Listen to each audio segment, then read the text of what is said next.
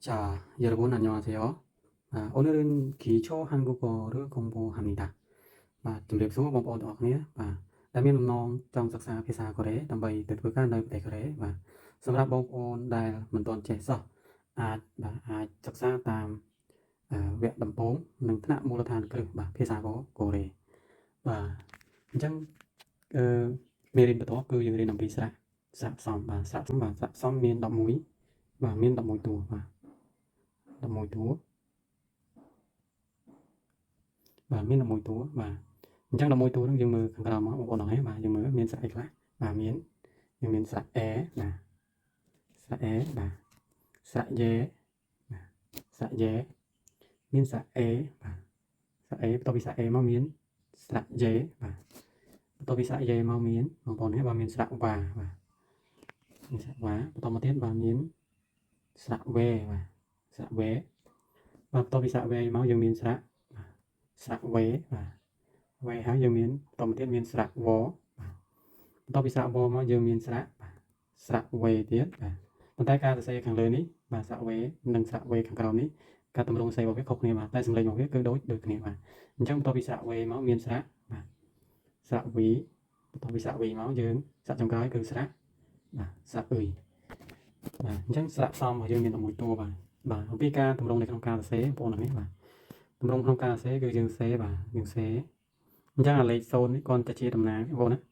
តំណាងសម្រាប់យើងដាក់ព្យញ្ជនៈចូលខាងពេលដែលយើងយកព្យញ្ជនៈទៅដាក់ទៅប្រកបជាមួយស្រៈហ្នឹងគឺលេខ0នេះគឺអត់មានទេបងប្អូនណាគឺលេខ0នេះអត់មានទេគឺយើងអត់ដាក់ចូលទេអញ្ចឹងលេខ0ខាងលើនេះគឺយើងដាក់ចូលទេលេខ0ឯនេះយើងយកតែស្រៈស្រៈដើមនេះយកទៅប្រកបជាមួយនឹងព្យញ្ជនៈអញ្ចឹងបងប្អូនអំពីការសរសេរស្រៈដើមស្រៈផ្សំនេះអញ្ចឹងយើងមើលពីលើចុះក្រោមយើងសេពីលើចុះក្រោមអញ្ចឹងលេខ0នេះគឺគ្រាន់តែជាតំណាងទេបងប្អូនណាគ្រាន់ជាតំណាងទេអញ្ចឹងយើងអត់ដាក់ទេពេលដែលយើងយកទៅប្រកបគឺយើងយកព្យញ្ជនៈប្រកបជាមួយនឹងស្រៈនេះមានស្រៈស្រៈអេពីលើចុះក្រោមចឹងមកបងប្អូនស្រៈអេ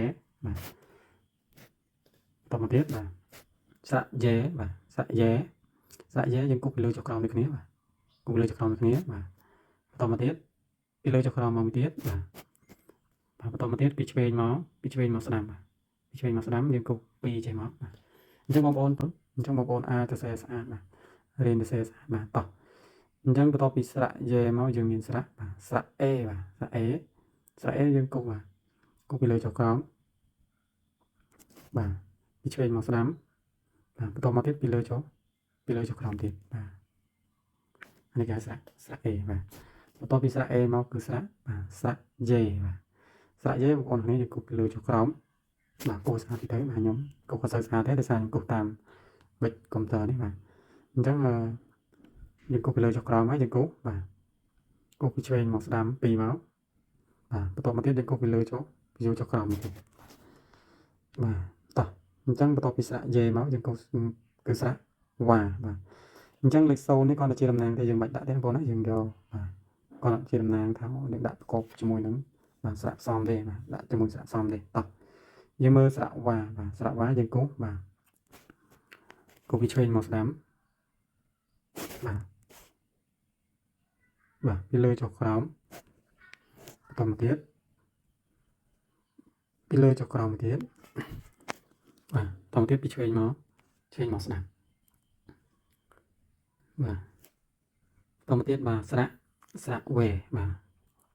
អញ្ចឹងស្រៈវេបងប្អូនណាយើងគូពីលើចុះក្រោមបន្តមកទៀតពីឆ្វេងមកស្ដាំបន្តមកទៀតពីលើចុះក្រោមបន្តទៀតពីលើចុះក្រោមមួយទៀតហើយបន្តមកទៀតយើងគូពីឆ្វេងមកស្ដាំនេះគេហៅថាស្រៈវេស្រៈវេបន្ទាប់ពីស្រៈវេមកទៀតគឺយើងមានស្រៈវេស្រៈវេអញ្ចឹងស្រៈវេនេះគឺដូចគ្នាដែរការគូពីលើចុះក្រោមបន្តមកទៀតពីឆ្វេងមកស្ដាំហើយបន្តមកទៀតគឺពីលើចុះក្រោមពីលើចុះក្រោមបែបនេះនេះគេហៅថាស្រៈវេស្រៈវេ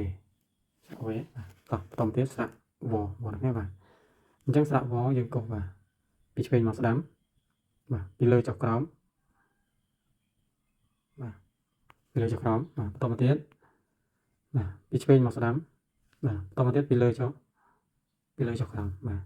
អញ្ចឹងនេះគេហៅថាស្រៈវបងប្អូនស្រៈវ បាទបន្តមកទៀតបាទបន្តមកទៀតគឺស្រៈ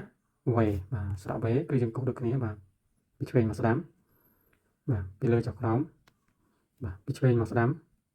បាទពីលើចុះក្រោមទៀតបាទបន្តមកពីលើចុះក្រោមទៀតបាទអញ្ចឹងស្រៈនេះគេហៅថាស្រៈវេបាទបន្ទាប់ពីស្រៈវេមកយើងបាទស្រៈវីបាទស្រៈវីយើងគូសពីឆ្វេងមកស្ដាំបាទបន្តទៀតពីលើចុះក្រោមបាទបន្តទៀតពីលើចុះក្រោមទៀតគឺហៅថាស្រៈវីបាទអញ្ចឹងបន្ទាប់ពីស្រៈវីមកបងប្អូនគ្នាស្រៈចុងក្រោយរបស់យើងគឺស្រៈ